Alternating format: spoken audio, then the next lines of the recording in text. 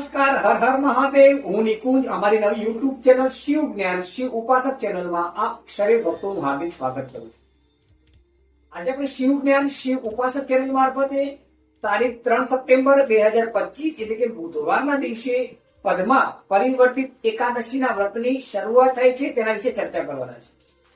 જે મનુષ્ય પદ્મા પરિવર્તિત એકાદશીનું વ્રત કરે છે તે મનુષ્ય કેસર નાખીને એટલે કે થોડું પીળું થાય તે રીતે ભગવાનને ભોગ લગાવો તેમજ પીળા રંગના ફૂલોથી ભગવાનની પૂજા કરવાની છે. જો તમે પદ્મા પરિવર્તિત એકાદશીનું વ્રત આ રીતે કરશો તો તમારું જીવન ભગવાન આનંદિત કરી દેશે.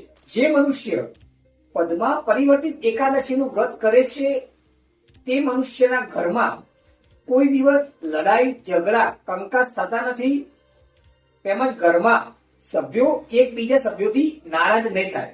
પદ્મા પરિવર્તિત એકાદશીનો આટલો મોટો મહિમા છે. પદ્મા એ મહાલક્ષ્મી માતાનું બીજું નામ છે. જે મનુષ્ય પદ્મા પરિવર્તિત એકાદશીનું વ્રત કરે છે તેના ઘરમાં મહાલક્ષ્મી નારાયણ સાથે ઘરમાં વાસ કરે છે.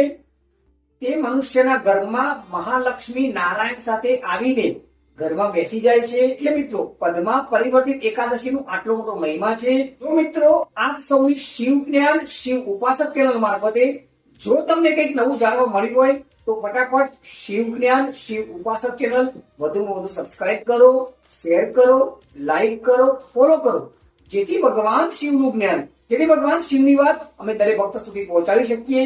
એક લાઈક દરેક જીવ માત્રના કલ્યાણ માટે. કોમેન્ટ્સમાં હર હર મહાદેવ લખવાનું ભૂલશો નહીં. હર હર મહાદેવ. જય કાશી વિશ્વનાથ. નમસ્કાર.